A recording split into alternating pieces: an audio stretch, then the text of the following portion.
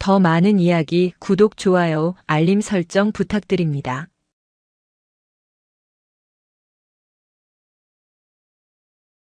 아, 이 늙은 게 눈가를 어디다 달고 다니는 거야? 죽고 싶어 환장했어. 천둥 소리보다 더 날카로운 고함이 빗줄기를 찢었다. 끼익. 아스팔트 위로 거친 마찰음을 내며 멈춰 선 검은색 벤틀리 세단. 그 앞에는 비에 젖은 폐지 리어카와 허름한 우비를 입은 노인이 흙탕물을 뒤집어 쓴 채 엉덩방아를 찍고 있었다. 어이쿠, 죄송합니다. 비가 너무 많이 와서 그만. 죄송하면 다야. 이게 얼마짜린 줄 알아? 내 놈 목숨값 10번을 팔아도 이 차 문짝 하나 못 고쳐. 뒷좌석 문이 벌컥 열리더니 번쩍이는 가죽 구두가 빗물 웅덩이를 짓밟았다. 험상궂은 인상의 중년 사내 황만석이었다. 그는 500만 원짜리 명품 정장이 비에 젖는 것보다 자신의 에마 범퍼에 난 실오라기 같은 흠집에 더 분노하고 있었다. 아이고 선생님, 한 번만 봐주십시오. 제가 눈이 어두워서. 눈이 어두우면 방구석에나 처박혀 있을 것이지. 왜 기어 나와서 남의 차를 긁어? 뭐해? 이 영감탱이 교육 안 시키고. 황만석의 손짓에 덩치 큰 양복쟁이 두 놈이 차에서 내려 노인에게 다가갔다. 그들의 허리춤이 불룩한 게 흉기를 차고 있는 것이 분명했다. 버스 정류장에 있던 시민들이 웅성거렸지만 누구 하나 나서지 못했다. 저거 조폭 아니야? 어머 어떡해. 노인네 죽겠네. 시민들의 공포 어린 시선을 즐기기라도 하듯 황만석이 거드름을 피우며 소리쳤다. 구경 났어? 다들 눈 안 깔아? 나 육군 보병 대대장 출신이야. 내가 현역 때는 너희 같은 민간인들은 감히 쳐다보지도 못했어. 알기나 해? 계급이 깡패라더니 전역한 지 10년이 넘은 지금도 그는 여전히 자신이 지휘관인 줄 착각하고 있었다. 그때였다. 호. 대대장이라. 건너편 편의점 처마 밑에서 캔커피를 마시던 여자의 입에서 헛웃음이 터져나왔다. 검은색 볼캡을 깊게 눌러쓴 여자. 강서은이었다. 그녀는 무심한 표정으로 캔커피를 한 모금 들이켰다. 겉보기엔 그저 비를 피하는 왜소한 체격의 대학생 같았지만 모자챙 아래로 번뜩이는 눈빛은 이미 전장 한복판에 선 저격수의 그것이었다. 타겟셋. 12시 방향. 무장 상태 확인 불가하나 위협 수준 상. 민간인 피해 예상됨. 직업병이었다. 휴가를 나왔음에도 그녀의 뇌는 상황을 전술적으로 분석하고 있었다. 서은은 귀찮은 일에 휘말리기 싫어 고개를 돌리려 했다. 하지만 빗속에 주저앉은 노인의 손이 그녀의 시선을 붙잡았다. 노인은 공포에 질려 떨면서도 황만석의 군대 이야기가 나오자 본능적으로 차려 자세를 취하려 애쓰고 있었다. 습관처럼 굳은 살이 박인 손가락 마디, 그리고 낡은 우비 밖으로 드러난 목덜미의 화상 자국. 서은의 손에서 찌그러진 캔커피가 툭 하고 떨어졌다. 그 화상 자국은 그녀가 또렷이 기억하는 훈장이었다. 15년 전 훈련장에서 수류탄 사고가 났을 때 부하를 감싸다 생긴 영광의 상처. 김철수 원사님? 대한민국 특수전 사령부의 전설이자 갓 임관했던 소위 강서은을 진짜 군인으로 만들어주었던 스승. 그 호랑이 같던 분이 지금 고작 저런 양아치 앞에서 비를 맞으며 떨고 있었다. 야, 밟아. 황만석의 명령이 떨어지자마자 조폭의 워커발이 노인의 복부를 걷어찼다. 컵. 노인이 비명을 지르며 흙탕물 위로 뒹굴었다. 군기 빠진 늙은이는 매가약이지. 어디 내 차를 긁고. 퍽. 둔탁한 타격음이 이어졌다. 노인의 입에서 붉은 피가 터져나왔다. 그 순간 강서은의 이성이라는 퓨즈가 끊어졌다. 그만해. 빗소리를 가르고 서늘한 목소리가 날아들었다. 황만석이 인상을 찌푸리며 고개를 돌렸다. 빗속을 걸어오는 여자의 실루엣이 보였다. 뭐야? 넌 또 사람을 쳤으면 사과부터 하는 게 예의 아닌가? 서은이 천천히 고개를 들었다.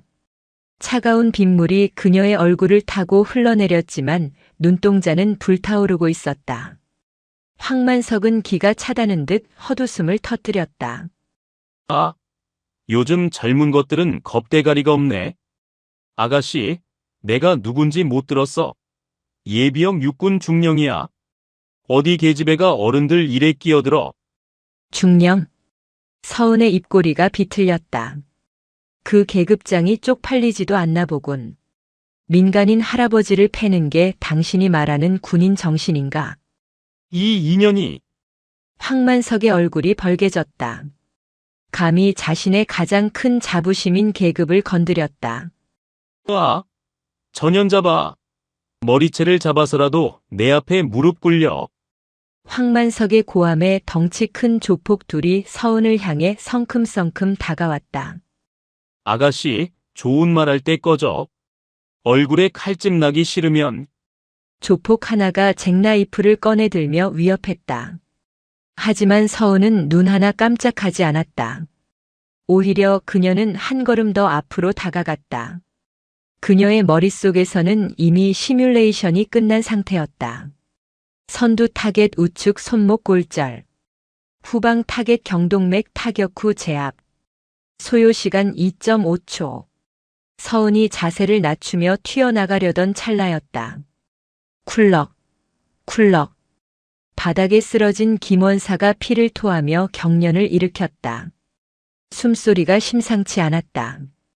갈비뼈가 부러져 폐를 찌른 듯 했다. 젠장. 지금 싸움을 벌였다가는 원사님의 생명이 위험하다. 이곳에서 시간을 지체할 수 없었다. 서은은 이를 악물고 공격 태세를 풀었다. 우선순위 변경. 인명 구조가 먼저다. 서은은 번개같이 몸을 날려 김원사를 부축해 일으켰다. 도망가냐? 하하. 거봐. 계집애가 별 수 있어. 황만석이 비웃으며 소리쳤다. 서은은 김원사를 등에 업은 채 살기가 뚝뚝 떨어지는 눈으로 황만석을 쏘아보았다. 그 눈빛이 얼마나 섬뜩했는지 비웃던 황만석조차 순간 등골이 서늘해져 뒷걸음질 쳤다. 황만석. 서은이 그의 이름을 씹어뱉듯 불렀다. 기도해라. 이분이 잘못되시면 그땐 경찰이 아니라 내가 널 찾아갈 테니까. 이 미친년이 끝까지. 그리고 하나 더. 서은의 목소리가 낮게 깔렸다. 군복 입은 신용하지 마. 넌 그냥 양아치일 뿐이니까. 서은은 빗속을 뚫고 병원을 향해 내달렸다. 38세 여자의 몸이라고는 믿기지 않는 속도였다. 멍하니 그녀의 뒷모습을 바라보던 황만석이 뒤늦게 분이 올라 소리쳤다. 저거 놔줘. 재수없게 시리. 똥 밟았다 치고 술이나 마시러 가자. 황만석은 몰랐다. 자신이 방금 건드린 여자가 평범한 여대생이 아니라는 것을. 그녀의 어깨에는 자신과 똑같은, 아니 그보다 훨씬 더 무겁고 날카로운 현역 특수부대 대대장의 계급장이 달려있다는 것을. 폭우가 쏟아지는 하늘에서 천둥이 콰르릉 하고 울렸다. 마치 잠자는 사자의 코털을 건드린 대가가 곧 닥쳐올 것임을 예고하는 서곡처럼. 응급실의 공기는 차갑고 비릿했다. 알코올 냄새와 피 냄새, 그리고 삶과 죽음의 경계에서 터져 나오는 사람들의 신음이 뒤섞여 콧속을 찔렀다. 비켜주세요. 환자 들어갑니다. 바이탈 체크해. 다급한 외침과 함께 바퀴 구르는 소리가 요란하게 복도를 울렸다. 이동식 침대 위에는 빗물과 피범벅이 된 노인이 산소 마스크를 쓴 채 가쁜 숨을 몰아쉬고 있었다. 강서은은 그 침대를 따라 달리며 노인의 차가운 손을 꼭 잡았다. 굳은 살이 껍질처럼 박인 그 거친 손은 그녀가 기억하는 15년 전의 따뜻했던 온기를 잃어가고 있었다. 원사님 제발. 수술실의 육중한 문이 닫히고 수술 중이라는 붉은 등이 켜졌다. 그제야 서은은 다리가 풀린 듯 벽에 기대어 주저앉았다. 그녀의 헐렁한 후드티에는 김원사가 토해낸 검붉은 피가 지도처럼 얼룩져 있었다. 서은은 떨리는 손으로 마른 세수를 했다. 눈을 감자 빗소리 대신 15년 전의 함성 소리가 귓가를 때렸다. 강소희, 그게 뭡니까? 장교가 병사들보다 먼저 지치면 누가 당신을 따르겠습니까? 강원도 황병산의 살인적인 추위 속 갓 임관하여 707에 배치받았던 23세 강서은은 혹한기 훈련 중 저체온증으로 쓰러지기 일보 직전이었다. 남자들도 버티기 힘들다는 특전사 훈련을 단지 여자라는 이유로 뒤처지기 싫어 악으로 깡으로 버티던 때였다. 그때 그녀의 얼어붙은 손을 잡아 비벼주고 자신의 핫팩과 건빵 주머니에 아껴둔 초코바를 쥐어주던 사람이 김철수 원사였다. 군인의 계급장은 어깨에 달려있지만 지휘권은 가슴에서 나옵니다. 부하들이 당신을 존경하게 만드십시오. 그러면 그들은 당신을 위해 죽을 겁니다. 그날 밤 모닥불 앞에서 김원사가 해주었던 말은 강서은이라는 군인을 지탱해 온 척추였다. 저녁하면 손녀딸이랑 낚시나 다니고 싶다던 소박한 꿈을 꾸던 참군인. 그가 지금 늑골이 부러지고 장기가 파열되어 생사를 오가고 있었다. 고작 벤틀리에 흠집을 냈다는 이유로. 보호자 되십니까? 상념을 깬 것은 무뚝뚝한 목소리였다. 고개를 들자 경찰 제복을 입은 사내 둘이 서 있었다. 명찰에는 경장 박두식이라는 이름이 박혀 있었다. 네. 제가 신고했습니다. 서은이 자리에서 일어났다. 박 경장은 서은의 행색을 위아래로 훑어보았다. 피 묻은 후드티, 눌러쓴 모자, 앳된 얼굴. 그는 서은을 사건에 휘말린 대학생 정도로 판단한 듯 껌을 짝짝 씹으며 수첩을 꺼냈다.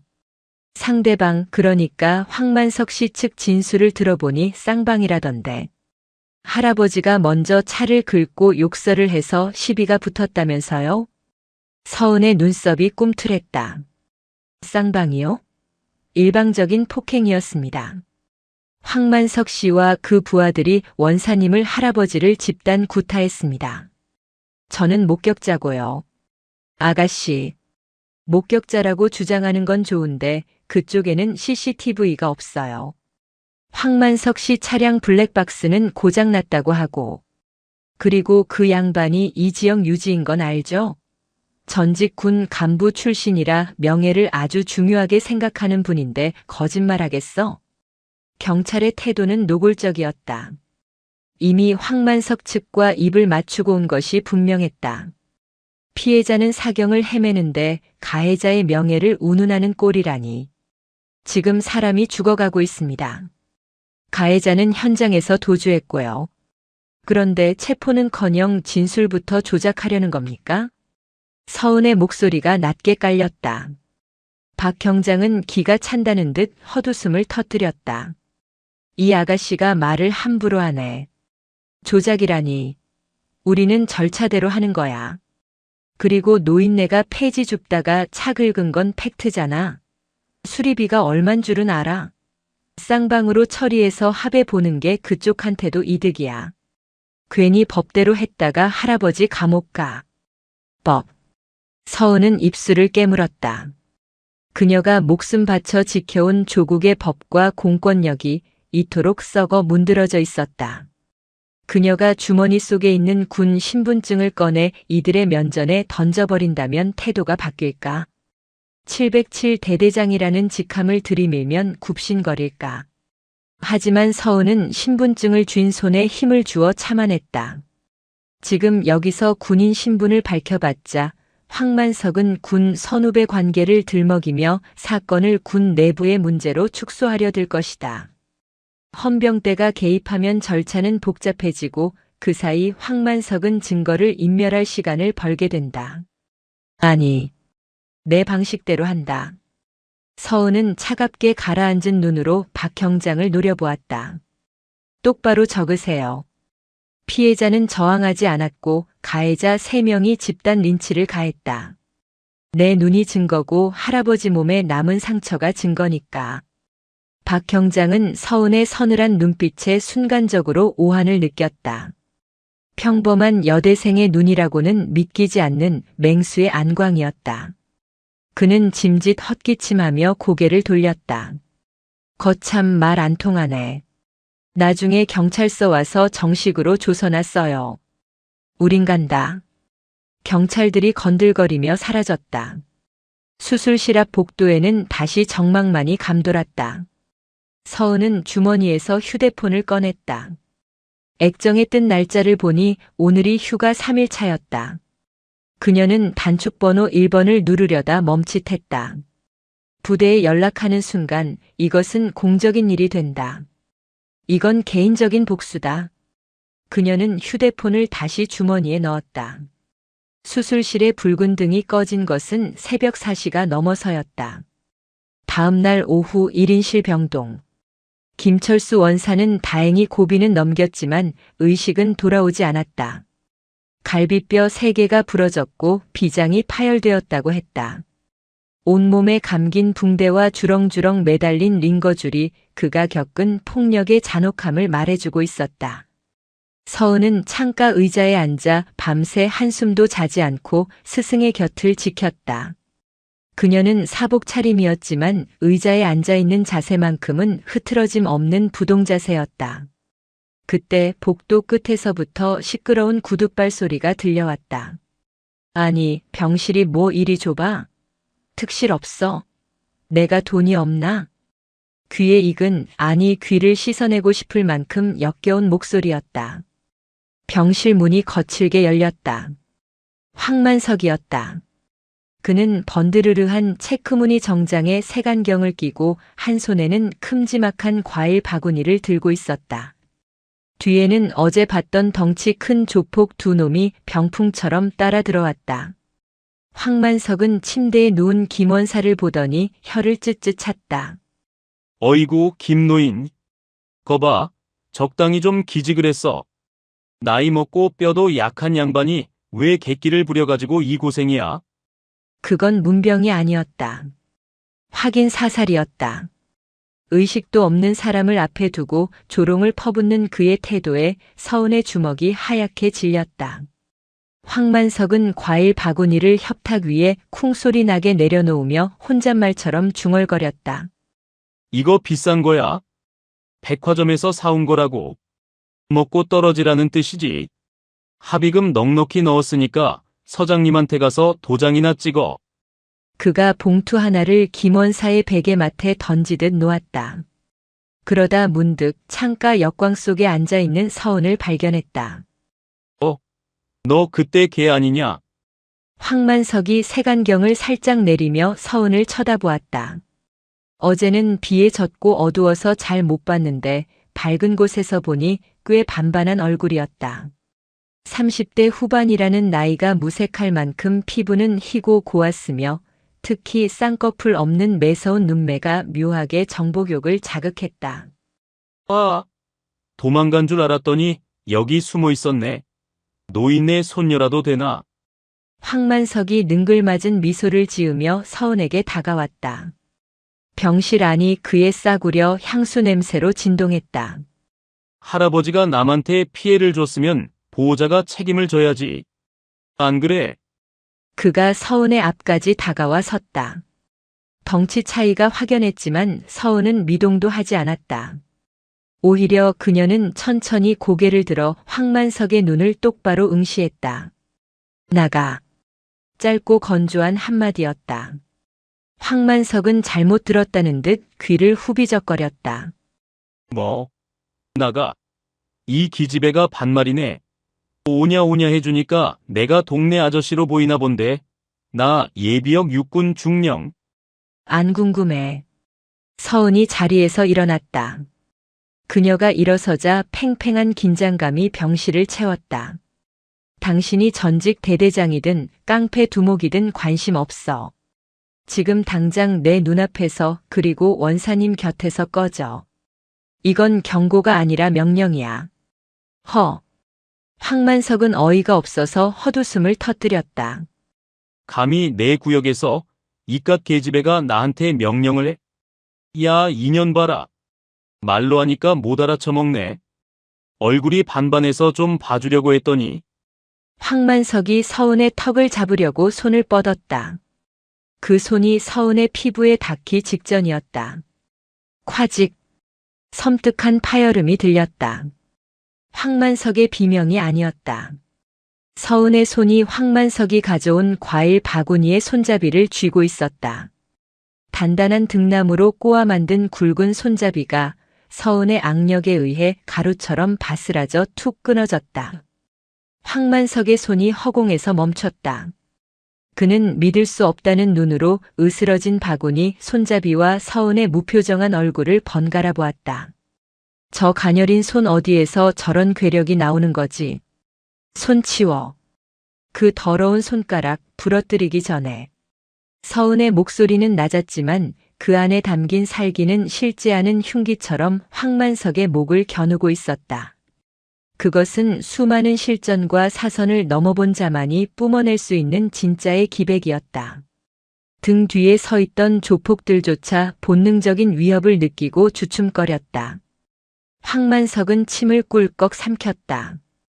식은 땀이 등줄기를 타고 흘렀다. 뭐야 이 여자. 눈빛이 왜 이래? 하지만 자존심이 허락하지 않았다. 부하들 앞에서 웬 여자 하나에게 쫄아서 물러난다면 가오가 서지 않는다. 황만석은 억지로 표정을 구기며 소리쳤다.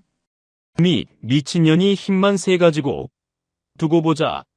합의 안 해주면 이 늙은이 병원에서 나가는 즉시 무고죄랑 기물파손으로 콩밥 먹여줄 테니까. 너도 각오해. 그는 도망치듯 몸을 돌려 병실을 빠져나갔다. 복도 멀어지는 그의 발소리에는 다급함이 섞여 있었다. 두고 보자고 했나. 서은은 바스라진 바구니 손잡이 조각을 휴지통에 털어넣으며 중얼거렸다. 그래. 두고 보자. 내 놈이 자랑하는 그 계급장이 얼마나 하찮은 것인지 뼈저리게 느끼게 해줄 테니. 그녀는 침대맡에 던져진 돈 봉투를 집어들었다. 5만 원권 지폐가 가득 들어 있었지만 그녀에게는 쓰레기보다 못하게 느껴졌다. 서은은 병실 문을 잠그고 창가로 다가가 블라인드를 내렸다. 병실 안이 어둑해졌다. 그녀는 휴대폰을 꺼내 이번에는 망설임 없이 딘 번호를 눌렀다. 신호음이 2번 울리기도 전에 상대방이 전화를 받았다. 충성, 정보과장 소령 이민우입니다. 대대장님 휴가 중에 무슨 일이십니까? 이소령, 지금부터 내가 하는 말 비공식 작전으로 간다. 보안 유지해. 네? 작전이라니요? 무슨? 타겟 하나 털어야겠다. 이름은 황만석. 예비역 중령 출신이고 현재 황제건설 대표. 군 생활기록부부터 전역 후 범죄 이력, 뒷배가 누군지 숨겨둔 내연녀가 몇 명인지까지 싹 다 긁어와. 시간은 1시간 준다. 수화기 너머에서 침을 삼키는 소리가 들렸다. 707의 미친 개라 불리는 대대장의 목소리가 이토록 차분하다는 건 누군가 하나는 반드시 죽어나간다는 신호였다. 알겠습니다. 1시간 내로 보고드리겠습니다. 혹시 병력 지원 필요하십니까? 아니. 서은은 창문 틈으로 병원을 빠져나가는 황만석의 검은색 벤틀리를 내려다보았다. 유리창에 비친 그녀의 얼굴에는 더 이상 앳된 대학생의 모습은 없었다. 오직 적을 섬멸하기 위해 조준경을 정렬하는 지휘관의 냉혹함만이 남아있을 뿐. 나 혼자면 충분해. 전화가 끊어졌다. 이제 탐색전은 끝났다. 서은은 옷걸이에 걸어두었던 자신의 가방을 열었다. 가방 깊숙한 곳, 검은색 천에 쌓여있던 물건이 모습을 드러냈다. 날카롭게 벼려진 군용 대검 그리고 그녀의 분신과도 같은 검은색 가죽 장갑이었다. 사냥의 시간이 다가오고 있었다. 황제건설 본사는 겉보기엔 번듯한 5층짜리 건물이었지만 그 속내는 시궁창이나 다름없었다. 1층 로비에서는 깍두기 머리를 한 사내들이 오가는 사람들을 위협적인 눈빛으로 감시했고 엘리베이터는 오직 허가된 인원만 탑승할 수 있었다. 오후 2시. 회전문을 밀고 들어온 것은 검은색 후드티 모자를 푹 눌러 쓴 강서은이었다. 뭐야? 아가씨, 여기 함부로 들어오는 데 아니야. 잡상인 사절이니까 나가. 안내 데스크에 비스듬히 걸터앉아 스마트폰 게임을 하던 덩치 하나가 서은을 보며 귀찮다는 듯 손을 휘저었다. 서은은 대꾸 없이 로비를 가로질러 엘리베이터 쪽으로 직진했다. 이 기집애가 귀가 먹었나. 덩치가 성큼성큼 다가와 서은의 앞을 막아섰다. 말길 못 알아들어. 나가라고. 그가 서은의 어깨를 거칠게 밀치려던 순간이었다. 서은의 몸이 유령처럼 흐릿하게 흔들렸다. 덩치의 손은 허공을 갈랐고 중심을 잃은 그의 몸이 앞으로 쏠렸다. 그 찰나의 틈을 서은은 놓치지 않았다. 그녀의 발끝이 덩치의 정강이 급소를 정확하게 걷어찼다. 비명도 제대로 지르지 못한 채 덩치가 무릎을 꿇었다. 1초도 걸리지 않은 제압이었다. 서은은 고통에 몸부림치는 그를 뒤로하고 엘리베이터 버튼을 눌렀다. 5층. 대표이사실. 문이 열리고 닫히는 동안 로비에 있던 다른 조직원들은 멍하니 그 광경을 바라만 보았다. 너무 순식간이라 상황 파악조차 되지 않은 탓이었다. 띵. 5층에 도착하자 짙은 담배 연기와 함께 룸살롱을 방불케 하는 소음이 쏟아져 나왔다. 복도 끝 대표이사 황만석이라는 금색 명패가 붙은 육중한 문이 보였다. 문 앞을 지키던 경호원 2명이 서은을 발견하고 품 안으로 손을 넣었지만 서은은 눈길조차 주지 않고 문을 벌컥 열어젖혔다. 아니, 그래서 김 사장 보고 배째라 하라고. 내가 뒤 봐준다니까? 황만석은 책상 위에 다리를 올린 채 통화 중이었다. 그는 문이 열리는 소리에 짜증스러운 표정으로 고개를 돌렸다가 서은을 발견하고는 입에 물고 있던 시가를 떨어뜨릴 뻔했다. 너는? 전화 끊어. 서은이 문을 닫으며 차갑게 말했다. 황만석은 얼떨결에 전화를 끊고는 곧바로 헛웃음을 터뜨리며 다리를 책상에서 내렸다. 이게 누구야? 병원에서 큰 소리치던 그 당돌한 아가씨 아니야? 제 발로 호랑이 굴에 들어오다니 내가 그렇게 보고 싶었어. 황만석의 눈이 음흉하게 번들거렸다. 그는 서은이 겁없이 이곳까지 온 이유가 결국엔 돈이나 권력 앞에 굴복해서 협상하러 온 것이라고 착각했다. 그래. 잘 생각했다. 그 늙은이 병원비가 한두 푼이겠어. 오빠가 다 해결해 줄 테니까 이리 와서 앉아봐. 황만석이 자신의 옆자리를 팡팡 두드렸다. 그 역겨운 태도에 서은의 눈매가 싸늘하게 가늘어졌다. 그녀는 천천히 그러나 거침없이 황만석의 책상 앞으로 걸어갔다. 황만석. 오빠라고 부르라니까. 듣기 거북하네. 내일 정오까지다. 서은은 황만석의 개소리를 무시하고 본론을 꺼냈다. 가까운 경찰서에 가서 자수해. 김철수 원사님 폭행 혐의 인정하고 그동안 내 놈이 저지른 불법 행위들 싹 다 불어. 그게 내가 주는 마지막 기회다. 순간 사무실 안에 정적이 흘렀다. 황만석은 멍한 표정으로 서은을 바라보다가 곧 배를 잡고 낄낄거리며 웃기 시작했다. 푸아하. 자수. 기회. 야, 너 진짜 미쳤냐? 아니면 영화를 너무 많이 봤어? 여기가 어딘 줄 알고 감히 협박질이야? 황만석의 표정이 순식간에 악귀처럼 일그러졌다. 실장 들어오라고 해. 2년 오늘 집에 못 간다. 그가 인터폰을 누르려는 순간이었다. 서은의 시선이 책상 위에 놓인 몽블랑 만년필에 꽂혔다. 황만석이 계약서에 사인할 때 쓴다며 자랑스레 올려둔 묵직한 금속 재질의 펜이었다. 서은의 오른손이 비처럼 빠르게 움직였다. 팍! 황만석은 무엇이 지나갔는지조차 보지 못했다. 그저 자신의 눈앞에서 번쩍이는 섬광이 일었을 뿐이었다. 쾅! 귀를 찢는 굉음과 함께 육중한 원목 책상이 덜덜 떨렸다. 으악! 황만석이 비명을 지르며 뒤로 낮아빠졌다. 그의 눈앞, 정확히 말하면 책상 위에 올려두었던 그의 왼손 검지와 중지 사이. 그 미세한 틈새에 만년필이 뿌리까지 박혀 있었다. 펜촉은 책상을 뚫고 들어가 보이지도 않았다.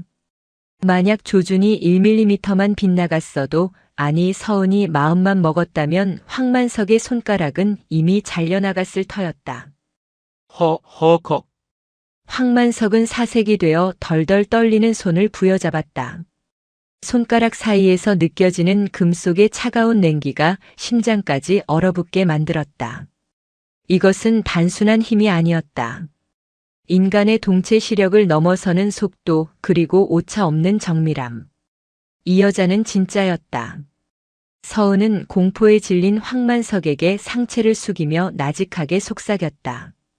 방금은 책상이었지만 그녀의 손가락이 황만석의 목동맥을 톡 건드렸다. 다음엔 여기다. 황만석은 숨도 쉬지 못하고 눈동자만 굴렸다. 오줌을 지리지 않은 게 다행일 정도였다. 내일 정오. 뉴스 볼 테니까 늦지 마. 서은은 박힌 만년필을 뽑지 않은 채 미련 없이 몸을 돌렸다. 그녀가 사무실 문을 열고 나갈 때까지 황만석은 책상 밑에 주저앉아 꼼짝도 하지 못했다. 문이 닫히고 서은의 발소리가 멀어지자 그제야 황만석에 억눌려 있던 공포가 분노로 바뀌어 터져나왔다. 개 같은 년.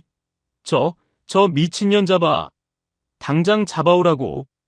그는 인터폰을 부술듯이 두드려 대며 고래고래 소리를 질렀다. 하지만 그의 떨리는 목소리에는 이미 지울 수 없는 공포가 깊게 새겨져 있었다. 서울 외곽, 인적이 드문 한강 둔치 주차장. 어둠 속에 정차된 검은색 승합차 안은 파르스름한 노트북 불빛만이 감돌고 있었다. 운전석에는 날카로운 인상의 남자가, 조수석에는 강서은이 앉아 있었다. 운전석의 남자는 707 특임단 정보과장 이민호 소령이었다. 그는 평소 냉철하기로 소문난 서은이 사적인 자리에서, 그것도 이렇게 살기등등한 눈빛을 하고 있는 것을 처음 보았다. 보고해. 서은의 짧은 명령에 이 소령은 마른 침을 삼키며 노트북 화면을 돌렸다. 타겟 황만석. 49세. 육군 사관학교 출신으로 10년 전 중령으로 전역했습니다. 표면적인 전역 사유는 가사 사정이지만 실상은 징계 면직에 가까운 불명예 제대였습니다. 화면에 황만석의 군 복무 기록이 떴다. 붉은색 줄이 그어진 기록들이 줄줄이 이어졌다. 당시 대대장으로 재직하면서 군수품, 특히 부식비를 횡령해 유흥비로 탕진했습니다. 더 심각한 건 병력 관리입니다. 본인의 진급을 위해 병사들에게 가혹 행위를 일삼았고 그 과정에서 일병 한 명이 스스로 목숨을 끊는 사건이 있었습니다. 자살 사건. 서은의 주먹이 꽉 쥐어졌다. 나라를 지키러 온 귀한 집 아들을 죽음으로 몰고 간 자가 전역 후에는 군인 행세를 하며 떵떵거리고 산다는 사실이 역겨웠다. 그 사건 어떻게 덮었지? 당시 사단장이었던 박용수 소장이 힘을 썼습니다. 사건을 개인의 우울증으로 축소 은폐하고 황만석을 조용히 전역시키는 조건으로 무마했습니다. 그리고 그 박용수 소장은 현재 육군본부 감찰실장, 중장으로 진급을 앞두고 있습니다. 썩은 동아줄이 꽤 튼튼했군. 서은이 차갑게 비웃었다. 단순한 조폭 양아치인 줄 알았더니 군 내부의 부패 세력과 깊게 얽혀 있었다. 일이 커질 수밖에 없는 구조였다. 현재 황만석은 황제건설이라는 간판을 걸고 있지만 실질적인 수입원은 군납 비리와 마약입니다. 최근 군부대 인근 클럽을 중심으로 유통되는 신종 마약 블루 아이의 공급책이 바로 황만석입니다. 이소령이 띄운 사진에는 황만석이 군복을 입은 현역 장교들과 어울려 술을 마시는 장면, 의문의 가방을 건네는 장면 등이 찍혀 있었다. 이 정도면 헌병대가 아니라 국정원이나 기무사에서 움직여야 할 사안 아닙니까? 대대장님 혼자 감당하시기엔 리스크가 너무 큽니다. 지금이라도 정식으로 상부에 보고하고. 안 돼. 서은이 단호하게 말을 잘랐다. 박용수 소장이 감찰실장이다. 정식 보고 라인을 타는 순간 정보는 그쪽으로 셀 거야. 황만석은 꼬리 자르기로 도망칠 거고 증거는 인멸되겠지. 김원사님의 억울함은 영원히 묻히게 된다. 하지만 이소령, 나는 지금 707 대대장이 아니라 피해자의 가족 자격으로 움직이는 거다. 만약 일이 잘못되면 모든 책임은 나 혼자 진다. 너는 이 파일만 넘겨주고 빠져. 서은은 이소령에게서 USB를 건네받았다. 이 작은 칩 안에 황만석을 그리고 그를 비호하는 썩은 별들을 추락시킬 폭탄이 들어있었다. 그때 서은의 휴대폰이 진동했다. 발신자 제한 표시. 그녀는 눈짓으로 이소령에게 조용히 하라는 신호를 보내고 전화를 받았다. 여보세요? 수화기 너머에서 들려온 것은 황만석의 목소리였다. 낮에 사무실에서 떨던 목소리는 온데간데 없고 비열하고 끈적한 음성만이 남아있었다. 우리 당돌한 아가씨. 나야 황만석이.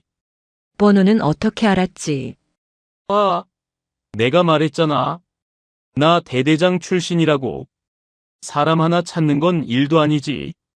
그나저나 낮에는 내가 좀 놀라서 실례를 했어. 곰곰이 생각해보니까 우리가 그렇게 얼굴 붉힐 사이는 아닌 것 같아서 말이야. 황만석은 짐짓 여유로운 척했지만 서은은 그의 목소리 끝이 미세하게 떨리고 있음을 감지했다. 그는 지금 두려운 것이다. 그래서 협상을 가장한 함정을 파고 있는 게 분명했다. 오늘 밤 10시 내 클럽으로 와. 거기서 술 한잔하면서 오해도 풀고 합의금 문제도 시원하게 해결하자고. 어때? 내 성의를 무시하진 않겠지? 뻔한 수작이었다. 제 발로 걸어 들어오면 다구리를 놓겠다는 삼류 악당들의 전형적인 레퍼토리. 하지만 그것이 서은이 기다리던 바였다. 위치 찍어. 서은의 짧은 대답에 황만석이 쾌재를 부르는 소리가 들리는 듯 했다. 그래. 역시 말이 통하네. 클럽 베테랑이야. 옷 예쁘게 입고 와라. 기다리고 있을게. 전화가 끊어졌다. 서은은 휴대폰을 끄고 차창 밖을 바라보았다. 검은 강물 위로 도시의 네온 사인이 어지럽게 번지고 있었다. 함정입니다. 이소령이 심각한 표정으로 말했다. 압니다. 놈들은 오늘 밤 저를 죽이거나 최소한 병신으로 만들 작정일 겁니다. 서은은 가방을 열었다. 그리고 입고 있던 후드티를 벗었다. 그 안에는 검은색 전술 티셔츠가 탄탄한 근육질의 몸을 감싸고 있었다. 쥐새끼들을 잡으려면 쥐약이 있는 곳으로 유인해야지. 하지만 놈들은 모를 거야. 서은이 뒷좌석에 놓아두었던 정복 상의를 집어들었다. 빳빳하게 다려진 짙은 녹색 제복. 양쪽 어깨에는 은색 무궁화 2개가 서늘하게 빛나고 있었다. 그 쥐약이 놈들의 목을 물어뜯을 호랑이라는 걸. 그녀가 정복으로 갈아입기 시작했다. 단추를 하나씩 채울 때마다 그녀의 눈빛은 민간인 강서은에서 707 대대장 강서은으로 변해가고 있었다. 이소령. 헌병대와 광수대광역수사대에 연락해. 오늘 밤 11시. 클럽 베테랑으로 집결하라고. 알겠습니다. 명분은 무엇으로 합니까? 서은이 베레모를 쓰며 거울 속에 자신과 눈을 맞췄다. 차가운 미소가 그녀의 입가에 맴돌았다. 마약 사범 검거 그리고 상관 모욕죄 및 군 형법 위반 현행범 체포. 철컥. 서은이 허리춤에 권총 홀스터를 찼다. 비록 실탄은 없지만 그녀의 존재 자체가 가장 확실한 무기였다. 사냥하러 간다. 어둠 속에서 707 특임대 대대장의 눈이 푸르게 빛났다. 밤 10시. 약속 장소인 클럽 베테랑으로 향하는 길목. 재개발 구역이라 가로등마저 드문드문 꺼져 있는 어두운 골목길에 강서은의 발소리만이 타박타박 울렸다. 그녀는 편안한 트레이닝복 차림에 커다란 검은색 더플백을 어깨에 메고 있었다. 마치 운동을 하러 가는 사람처럼 보였지만 그녀의 감각은 이미 반경 50m 내의 모든 움직임을 스캔하고 있었다. 하나, 둘, 셋, 스물. 쥐새끼들이 많이도 모였다. 골목의 그림자 속 쓰레기 더미 뒤 그리고 옥상 난간. 숨죽이고 있는 살기들이 피부를 찔렀다. 황만석은 애초에 대화를 할 생각이 없었다. 이곳에서 그녀를 처리해 병신으로 만든 뒤 질질 끌고 갈 심산일이라. 서은이 골목 한가운데서 걸음을 멈췄다. 나오지 그래. 숨소리가 거슬리는데. 그녀의 말이 떨어지기 무섭게 어둠 속에서 사내들이 우르르 쏟아져 나왔다. 쇠파이프와 회칼, 야구 방망이로 무장한 20여 명의 정예 조직원들이었다. 그중 우두머리로 보이는 얼굴에 칼자국이 난 사내가 잭나이프를 혀로 핥으며 비릿하게 웃었다. 눈치는 빠르네 아가씨. 형님이 특별히 주문하셨어. 얼굴은 건드리지 말고 팔다리만 예쁘게 부러뜨려서 데려오라고. 황만석이 시키더냐? 감히 형님 조남을. 겁대가리를 상실했구만. 야 애들이라고 봐주지 말고 작업 들어가. 칼자국이 손짓하자 좌우에서 조직원 4명이 동시에 달려들었다. 쇠파이프가 허공을 가르며 서은의 머리를 노리고 날아들었다. 붕! 묵직한 파열음이 들렸지만 쇠파이프가 타격한 것은 허공뿐이었다. 조직원의 눈동자가 흔들리는 순간 시야에서 사라졌던 서은이 이미 그의 품 안으로 파고들어 있었다. 퍽! 컵! 명치에 꽂힌 서은의 주먹은 쇠망치보다 묵직했다. 숨이 턱 막힌 조직원이 앞으로 고꾸라지기도 전에 서은은 그의 팔을 잡아 비틀어 쇠파이프를 빼앗았다. 그때부터는 학살이었다. 서은은 쇠파이프를 쥔 것이 아니라 마치 지휘봉을 휘두르듯 우아하고 간결하게 움직였다. 까강, 퍽. 달려드는 칼날을 쇠파이프로 쳐내고 그대로 회전력을 이용해 상대의 무릎 관절을 박살냈다. 아, 비명이 터져 나왔지만 서은의 표정에는 변화가 없었다. 그녀에게 이것은 싸움이 아니었다. 훈련소 조교 시절 덜 떨어진 훈련병들을 교육하는 것보다 쉬운 단순 반복 작업일 뿐이었다. 뭐야? 전연잡아. 당황한 칼자국이 소리쳤지만 부하들은 추풍낙엽처럼 쓰러지고 있었다. 서은은 360도를 돌며 뒤에서 덮치려던 놈의 턱을 올려치고 곧바로 앉으며 다리를 걸어 두 놈을 동시에 넘어뜨렸다. 우두둑. 넘어진 놈들의 팔을 밟아 관절을 역방향으로 꺾어버리는 소리가 골목을 울렸다.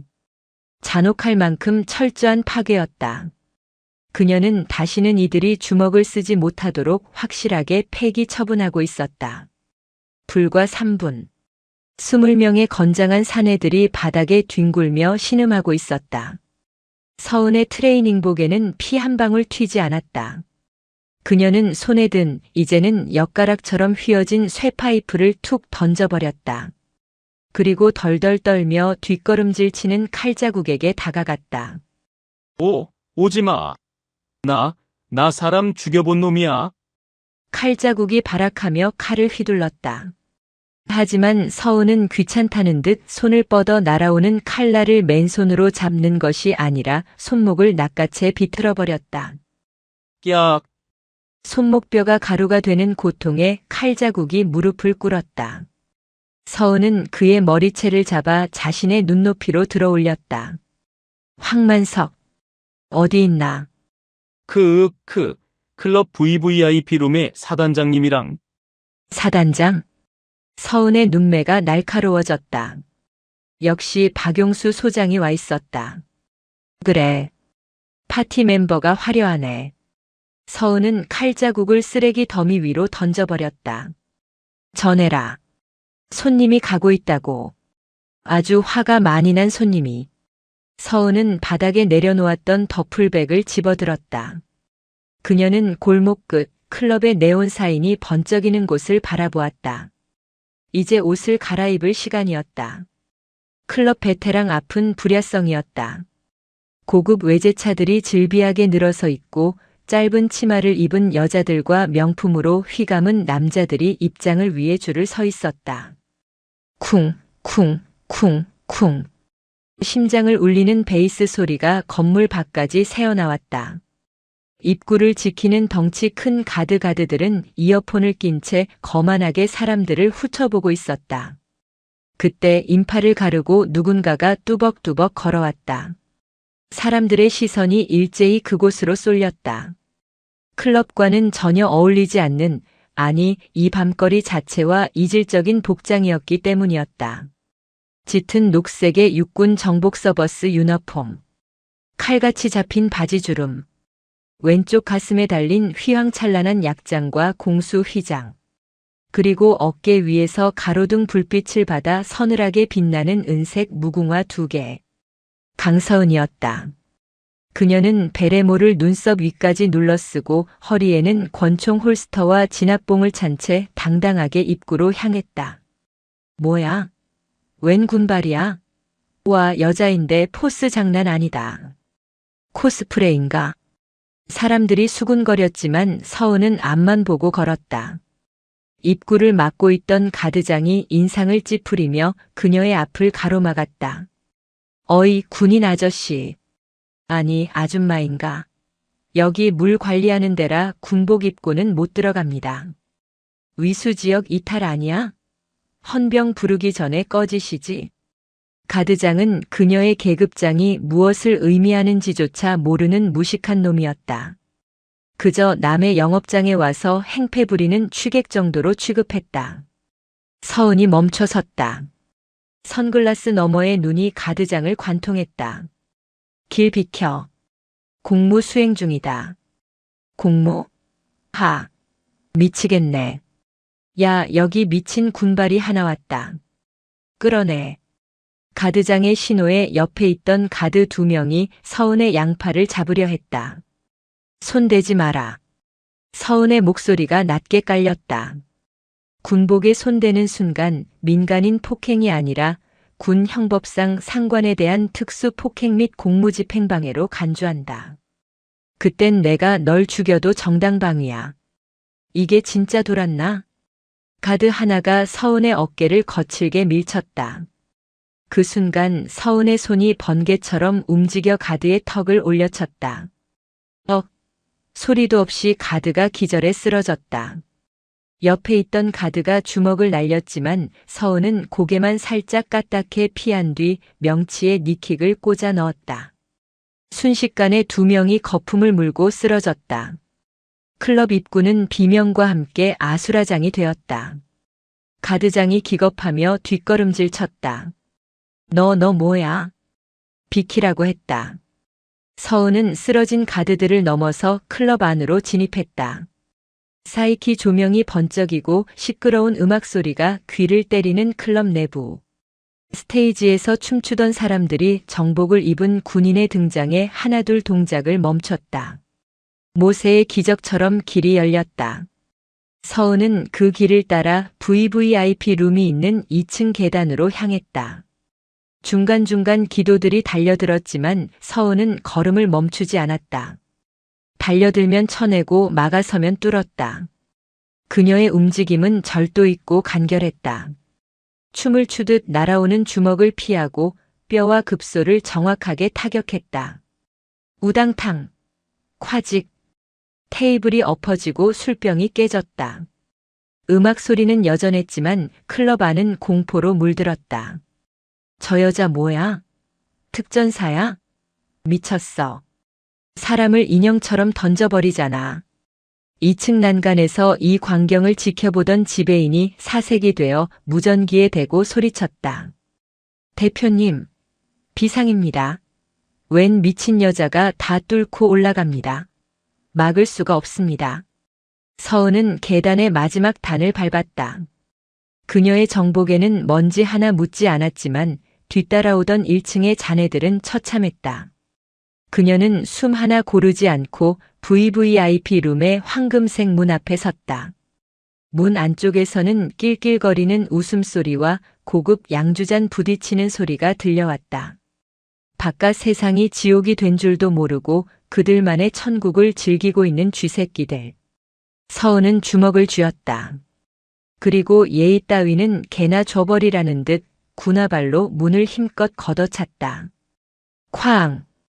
육중한 문짝이 경첩제 뜯겨나가며 안쪽으로 나뒹굴었다. 갑작스러운 굉음에 룸 안의 정적이 흘렀다. 최고급 소파에 앉아 양주를 마시던 황만석, 그 옆에서 접대부의 허벅지를 주무르던 대머리 중년 남성, 그리고 부패한 경찰서장까지. 모두가 놀란 토끼 눈으로 문 쪽을 바라보았다. 뿌연 먼지 속에서 군화를 신은 발이 뚜벅뚜벅 걸어 들어왔다. 너 누구야? 어떤 새끼가 감히 여기가 어디라고? 술 기운이 오른 황만석이 벌떡 일어나 소리쳤다. 나다 황만석. 먼지가 걷히며 서은의 모습이 드러났다. 칼주름 잡힌 정복, 각 잡힌 베레모, 그리고 서늘한 무표정.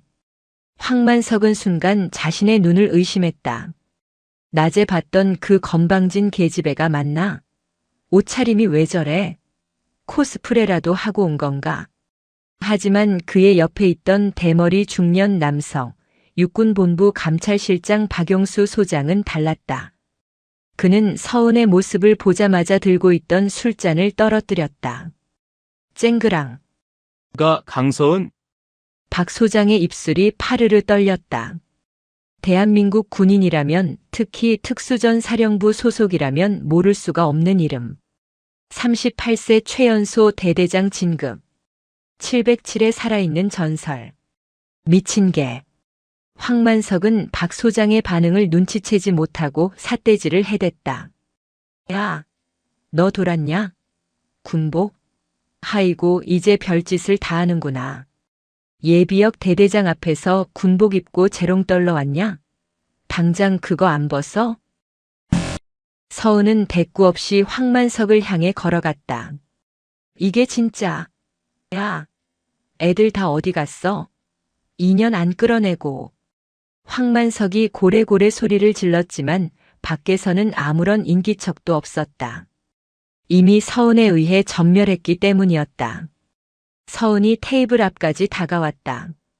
그녀는 황만석을 벌레 보듯 내려다보며 입을 열었다. 황만석. 2년이 끝까지 반말이네. 내가 누군지 알아? 나 대대장 출신이라고. 감히 민간인 주제에 군복 훔쳐 입고 와서. 탁. 서은이 품에서 공무원 증군 신분증을 꺼내 테이블 중앙에 꽂아버리듯 내려놓았다. 신분증 속 사진과 눈앞의 여자가 정확히 일치했다. 그리고 그 밑에 박힌 글자가 황만석의 동공을 지진처럼 흔들었다. 소속 육군 특수전 사령부 제707 특수임무단 계급 중령 성명 강서은. 주 중령. 황만석의 입이 딱 벌어졌다. 중령. 자신과 같은 계급. 아니, 자신이 전역할 때 달고 있던 그 계급을 이 새파랗게 어린 여자가 달고 있다고. 그것도 대한민국 1% 특수부대 707의 대대장으로. 아니, 말도 안 돼. 여자 따위가 이렇게 어린 년이 어떻게 중령이야. 이거 가짜지. 위조 신분증이지. 황만석이 현실을 부정하며 발악했다. 황만석 씨. 서은이 베레모를 벗어 옆구리에 끼웠다. 흐트러짐 없는 단발머리와 차가운 눈빛이 드러났다. 당신이 자랑하는 그 예비역 중령 계급장. 나도 똑같이 달고 왔다. 아니, 나는 현역이다. 어디 현역 앞에서 군번 자랑 한번 해보시지. 이거 사기야. 아, 서장. 2년 당장 체포해. 공문서 위조의 관등 4층이야. 황만석이 옆에 있던 경찰서장을 흔들었다. 하지만 서장은 이미 박용수 소장의 안색이 흑빛이 된 것을 보고 눈치만 살피고 있었다. 그때 구석에 박혀있던 박용수 소장이 떨리는 목소리로 입을 열었다. 강강중령. 자네가 여긴 어쩐 일인가? 오랜만입니다, 박용수 소장님. 아니, 이제 곧 옷 벗으실 테니 그냥 박용수 씨라고 불러드려야 하나? 서은의 시선이 박 소장에게 꽂혔다. 뭐? 옷을 벗어? 이 건방진. 이 자리에 있는 군납 비리, 마약 유통의 주범 황만석. 그리고 그 뒤를 봐준 감찰실장 박용수. 제가 다 조사 끝냈습니다. 증거는 이미 헌병대와 국방부 검찰단으로 넘어갔습니다. 뭐라고? 박 소장이 자리를 박차고 일어났다. 내가 감히, 내가 누군 줄 알고, 사령관한테 전화 한 통이면 너 같은 건 옷 벗기는 거 일도 아니야. 해보십시오. 서은은 눈 하나 깜짝하지 않았다. 하지만 그 전화하시기 전에 밖을 좀 보시는 게 좋을 겁니다. 그때였다. 밖에서 요란한 사이렌 소리가 들려왔다. 한두 대가 아니었다. 건물을 포위한 듯한 수많은 사이렌 소리. 지금 1층에는 광역수사대 마약반이 진입했습니다. 그리고 서은이 손목시계를 확인했다. 지금쯤 옥상에는 헌병 특임대가 레페를 타고 내려오고 있겠군요. 박 소장은 다리에 힘이 풀려 소파에 주저앉았다. 끝났다. 모든 게 끝났다. 707 미친 개가 물었는데 놓아줄 리가 없었다. 하지만 황만석은 아직 상황 파악이 덜 된 상태였다. 그는 자신의 뒷배인 소장이 무너지는 꼴을 보고도 믿을 수가 없었다. 아니, 믿고 싶지 않았다. 자신의 왕국이 이딴 계집애 하나 때문에 무너질 리 없었다. 웃기지 마. 다 거짓말이야. 너 혼자 쇼하는 거지. 황만석이 품 안에서 잭나이프를 꺼내들었다. 이성을 잃은 짐승의 발악이었다. 죽여버릴 거야. 황만석이 칼을 치켜들고 서은에게 달려들었다. 안 돼. 박 소장이 비명을 질렀다. 707 대대장 인간 병기에게 칼을 들이밀다니. 그건 자살 행위나 다름없었다. 서은은 달려오는 황만석을 보며 피식 웃었다. 군인 놀이는 끝났다, 황만석. 서은은 피하지 않았다.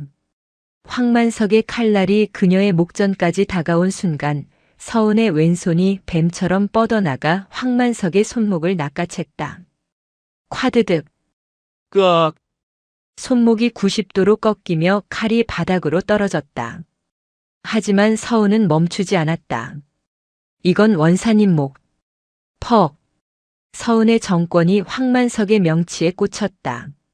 황만석의 몸이 쿠억하는 소리와 함께 새우처럼 꺾였다. 이건 병사들 목. 서은은 비틀거리는 황만석의 멱살을 잡아 끌어 니킥으로 얼굴을 가격했다. 코뼈가 주저앉으며 피가 솟구쳤다. 그리고 이건. 서은은 바닥에 쓰러진 황만석의 머리를 군화발로 짓밟으며 싸늘하게 의조렸다. 명예로운 군복을 더럽힌 죗값이다. 황만석은 피범벅이 된 채 바닥을 기었다. 벤틀리에 흠집이 났다고 노인을 폭행하던 위세는 온데간데 없었다. 그는 살려달라는 말조차 하지 못한 채 공포에 질려 오줌을 지렸다. 서은은 바닥에 떨어진 자신의 신분증을 주워 먼지를 털었다. 일어나. 아직 교육 안 끝났어. 그녀의 눈은 여전히 차갑게 불타오르고 있었다. 진짜 참교육은 이제부터 시작이었다. 황만석은 바닥을 기고 있었다. 콧뼈가 주저앉아 숨을 쉴 때마다 픽어품이 끓는 소리가 났다. 500만 원짜리 명품 수트는 걸레짝이 되었고 번들거리는 왁스로 세웠던 머리카락은 핏물과 땀에 젖어 이마에 들러붙어 있었다. 살려줘. 강중령. 아니 대대장님. 내가 선배잖아. 육사 선배. 황만석이 덜덜 떨리는 손으로 서은의 군화 발목을 잡으며 애원했다. 방금 전까지 칼을 휘두르던 기세는 온데간데 없었다. 서은은 무표정한 얼굴로 자신의 발목을 잡은 황만석의 손을 내려다보았다. 선배. 서은의 입꼬리가 비틀렸다. 웃기지 마. 내 선배들은 조국을 지키다 산화했거나 지금도 전방에서 추위와 싸우고 있다. 너 같은 양아치는 내 선배가 아니라 그냥 전과자일 뿐이야. 퍽. 서은이 발을 털어내며 황만석의 어깨를 걷어찼다. 황만석이 비명을 지르며 뒤로 나뒹굴었다. 크악. 서은은 천천히 가죽 장갑을 고쳐 꼈다. 룸 안의 공기가 차갑게 가라앉았다. 소파에 주저앉은 박용수 소장은 이 광경을 보며 입도 뻥긋하지 못하고 있었다. 자신이 키운 사냥개가 더 무서운 맹수 앞에서 찢겨나가는 꼴을 그저 공포에 질려 지켜볼 뿐이었다. 일어나. 서은이 나직하게 말했다. 아, 안 돼. 못 일어나? 다리가 부러진 것 같아. 김철수 원사님은 70이 넘은 나이에도 내놈의 발길질을 견디고 일어나셨다. 그런데 사지 멀쩡한 놈이 엄살은. 서은이 황만석의 멱살을 잡아 거칠게 일으켜 세웠다. 황만석의 다리가 후들거렸다. 돈 줄게. 얼마면 돼? 10억? 20억? 내 금고에 현찰 많아. 그거 다 가져가. 황만석은 최후의 수단으로 돈을 꺼내들었다. 자본주의 사회에서 돈으로 해결 안 되는 건 없다고 믿는 썩어빠진 사고방식이었다. 서은은 피식 웃었다. 그 웃음이 너무나 서늘해서 황만석은 오줌을 지릴 뻔했다. 돈이라. 좋지. 서은이 황만석의 얼굴을 톡톡 쳤다. 근데 어쩌나. 나는 국가에서 주는 월급으로도 충분히 잘 먹고 잘 살아서 내 그 더러운 돈은 국고로 환수해서 피해자들 보상금으로나 쓰게 해주지. 이 미친년이 진짜. 공포가 극에 달하자 황만석은 다시 악귀처럼 변했다. 그는 숨겨두었던 위스키병을 집어들어 서은의 머리를 향해 내리쳤다. 죽어. 쨍그랑. 유리 파편이 사방으로 튀었다. 하지만 황만석의 손에 들린 건 깨진 병목뿐이었다. 서은은 이미 그의 품 안으로 파고든 뒤였다. 느려. 서은의 주먹이 황만석의 간장리버 부위를 정확하게 타격했다. 커. 숨이 턱 막히는 고통. 인간이 느낄 수 있는 고통 중 최악이라는 간장 타격에 황만석의 눈알이 뒤집혔다. 몸이 마비되어 쓰러지려는 찰나 서은이 그의 머리채를 잡아 고정했다. 아직 멀었어. 이건 김원사님이 흘린 피. 퍽. 서은의 니킥이 황만석의 안면을 강타했다. 이건 내 놈이 팔아먹은 마약에 중독된 병사들의 눈물. 콰직. 서은이 황만석의 팔을 꺾어 어깨 관절을 탈골시켰다. 으악. 엄마. 사람 살려. 황만석은 체면이고 뭐고 다 내던지고 아이처럼 울부짖었다.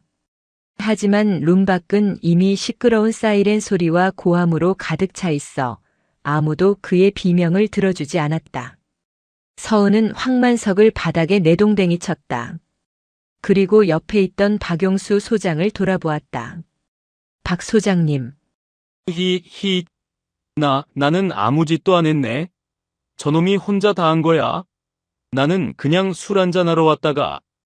별 2개 소장이라는 작자가 부들부들 떨며 변명을 늘어놓았다. 비겁하군요.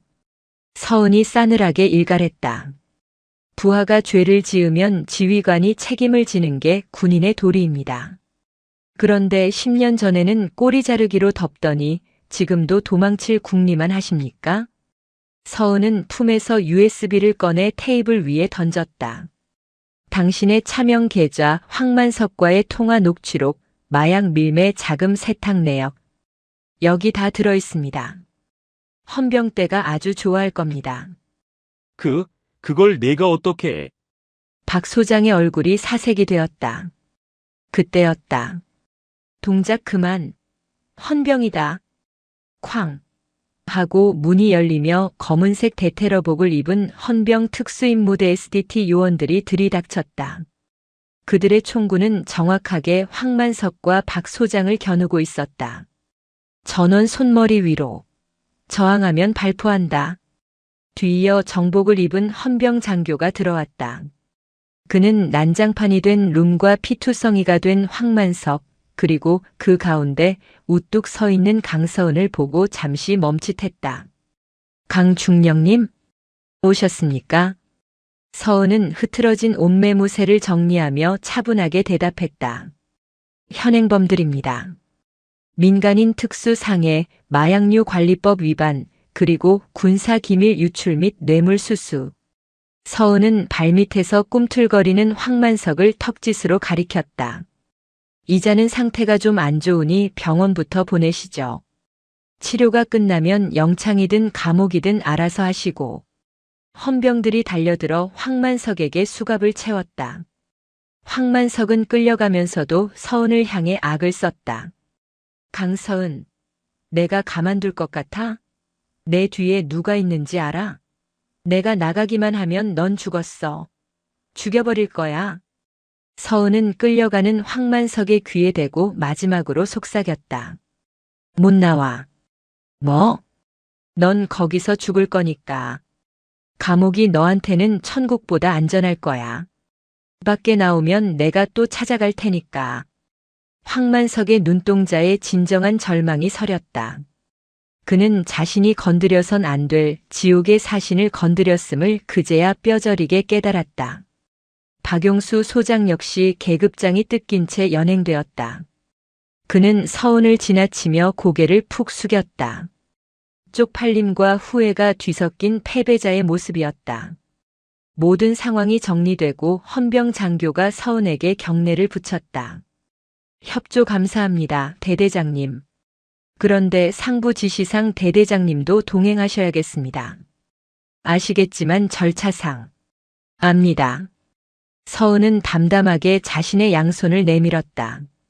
민간인 구역에서 무력을 사용했고 상부 보고 없이 독단적으로 작전을 수행했으니 징계받아야죠. 수갑은 채우지 않겠습니다. 가시죠. 서은은 고개를 끄덕였다. 그녀는 VVIP 룸을 나서며 바닥에 떨어진 자신의 베레모를 주워 먼지를 털었었다. 클럽 밖으로 나오자 밤 공기가 시원했다. 비는 어느새 그쳐 있었고 구름 사이로 달빛이 비치고 있었다. 서은은 하늘을 올려다보았다. 오늘따라 달이 유난히 밝았다. 원사님, 놈들 다 잡았습니다. 그녀의 입가에 옅은 미소가 번졌다. 헌병 호송차에 오르는 그녀의 뒷모습은 죄인이 아니라 개선장군처럼 당당했다. 사건 발생 2주 후 대한민국이 발칵 뒤집혔다. 뉴스에서는 연일 황제 게이트라는 타이틀로 군 장성과 조폭의 유착관계를 보도했다. 황만석의 비밀 장부에서 나온 리스트는 정재계를 강타했고 관련된 별들이 줄줄이 추풍낙엽처럼 떨어져 나갔다. 황만석은 구속 수사 중에도 여죄가 계속 드러나 무기징역이 구형될 것이라는 전망이 나왔다.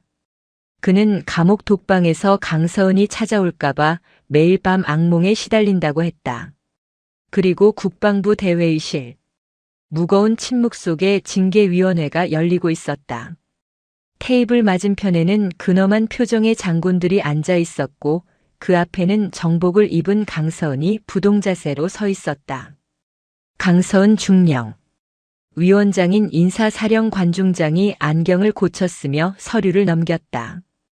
귀관은 휴가 중 민간인 구역에서 무력을 행사하여 다수의 부상자를 발생시켰다. 또한 지휘 보고 체계를 무시하고 독단적으로 행동하여 군의 위계 질서를 어지럽혔다. 인정하나? 인정합니다. 서은의 목소리에는 한치의 망설임도 없었다. 변명의 여지가 없나? 없습니다. 군인은 결과로 말하고 과정으로 책임집니다. 제 행동이 군인의 품위를 손상시켰다면 달게 처벌받겠습니다. 서은은 눈을 똑바로 뜨고 정면을 응시했다. 그녀의 눈빛은 징계위 앞에서도 전혀 죽지 않았다. 오히려 그 당당함에 위원들이 헛기침하며 시선을 피할 정도였다. 인사사령관이 펜을 내려놓았다. 그는 잠시 침묵하다가 입가에 옅은 미소를 띠며 말했다. 하지만 귀관의 행동으로 군 내부의 거대 비리 세력이 척결되었다. 또한 귀관이 보호하려던 대상이 국가 유공자이자 전역 군인이라는 점, 그리고 무력을 사용함에 있어 치명상은 피하고 제압 위주로 행동했다는 점이 참작되었다. 사령관이 판결문을 낭독했다. 이에 본 위원회는 강서은 중령에게 근신 7일을 명한다. 의상. 근신 7일. 사실상 면죄부나 다름없는 경징계였다. 회의실 구석에서 배석하고 있던 참모들이 안도의 한숨을 내쉬었다. 강중령. 사령관이 자리에서 일어나며 말했다. 자네 같은 군인이 있어서 다행이다. 하지만 다음부터는 보고 좀 하고 해라. 심장 떨어지는 줄 알았네. 명심하겠습니다. 충성. 서운의 우렁찬 경례 구호가 회의실을 울렸다. 병원 VIP 병동. 창가로 따스한 햇살이 쏟아져 들어오고 있었다. 침대에 비스듬히 기대앉은 김철수 원사는 창밖을 바라보고 있었다. 아직 붕대를 감고 있었지만 얼굴색은 몰라보게 좋아져 있었다. 드르륵. 병실 문이 열리고 서은이 들어왔다. 그녀는 한 손에 과일 바구니가 아닌 김원사가 좋아하는 단팥빵 봉지를 들고 있었다. 오셨습니까, 대대장님? 김원사가 장난스럽게 웃으며 거수 경례를 하려 했다. 아이고, 누워 계십시오, 원사님. 서은이 기겁하며 달려가 그를 말렸다. 몸은 좀 어떠십니까? 덕분에 살았지. 자네가 아니었으면 내 장례식도 못 치를 뻔했어. 김원사는 서은의 손을 잡았다. 투박하고 거친 노인의 손. 하지만 그 온기는 15년 전 혹한기 훈련장에서 느꼈던 그 따스함 그대로였다. 미안하네. 못난 스승 때문에 자네가 고초를 겪었다고 들었어. 징계까지 받았다면서. 별거 아닙니다. 그냥 휴가 며칠 더 받은 셈 쳤습니다. 서은이 씩 웃으며 단팥빵을 뜯어 건넸다. 그리고 원사님 잘못이 아닙니다. 제가 늦게 온 게 죄송할 뿐입니다. 김원사는 빵을 한 입 베어 물며 먼 산을 보듯 말했다. 만석이 그놈 처음 소위 달고 왔을 때는 눈빛이 살아있는 놈이었는데 어디서부터 잘못된 건지 계급장이 무거워질수록 어깨가 아니라 머리에 힘이 들어갔나 봅니다. 군복은 죄가 없습니다. 입은 사람이 문제죠. 그래, 자네 말이 맞네. 강중령, 자네는 정말 훌륭한 군인이 되었어. 내가 평생 군 생활한 게 헛되지 않았다는 걸 자네가 증명해줬네. 김원사의 눈시울이 붉어졌다. 서은은 코끝이 찡해지는 걸 느끼며 고개를 숙였다. 건강하십시오. 저녁 신고는 나중에, 아주 나중에 별 달고 와서 하겠습니다. 그래야지. 그때까지 내 눈 부릅뜨고 지켜볼 걸세. 면회 시간은 짧았다. 부대 복귀 시간이 다가오고 있었다. 서은은 자리에서 일어나 정복 매무새를 다듬었다. 그리고 침상에 누운 김원사를 향해 절도 있는 동작으로 손을 올렸다. 충성. 김원사도 불편한 몸을 일으켜 떨리는 손으로 마주 경례했다. 충성. 두 군인의 시선이 허공에서 맞부딪혔다. 계급과 나이를 초월한 전우회라는 이름의 묵직한 울림이었다. 병원 옥상 헬기장. 두두두두두. 707 특임대 작전 헬기의 로터 소리가 거센 바람을 일으키고 있었다. 프로펠러가 일으키는 바람에 서은의 머리카락이 흩날렸다. 헬기 문이 열리고 완전 무장한 부팀장이 소리쳤다. 대대장님, 복귀 환영합니다. 바로 훈련장으로 이동합니까? 서은은 선글라스를 꺼내 썼다. 검은색 렌즈 위로 파란 하늘이 비쳤다. 징계는 끝났다. 썩은 환부는 도려냈고 스승의 명예는 되찾았다. 이제 그녀가 있어야 할 곳은 저 아래의 복잡한 세상이 아니라 오직 적과 아군만이 존재하는 전장이었다. 그래. 애들 몸 좀 풀렸나 모르겠네.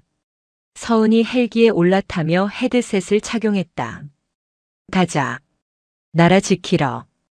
그녀의 짧은 명령과 함께 헬기가 굉음을 내며 허공으로 솟구쳐 올랐다. 도심의 빌딩 숲을 지나 헬기는 붉은 노을이 지는 지평선을 향해 날아갔다. 대한민국 최강의 특수부대 707의 전설은 그렇게 계속되고 있었다.